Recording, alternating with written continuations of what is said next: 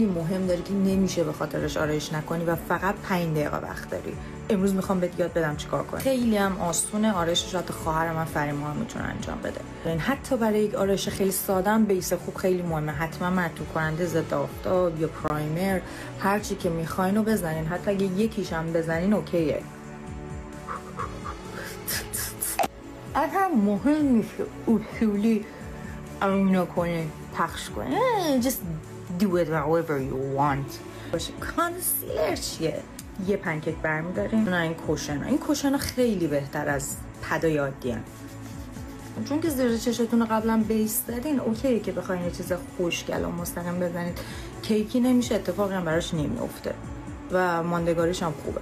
خط چشم نه اشتباهه. یه دونه مداد چشم بردارین، خیلی این قسمت راحت و سریعه. اینجا رو بکشین دیگه، اندام زدن مهم نیست.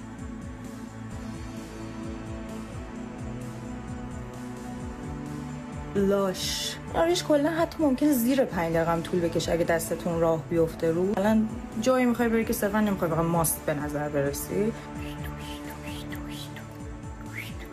حالا رژ لب، خط لب رو میتونین اسکیپ کنین.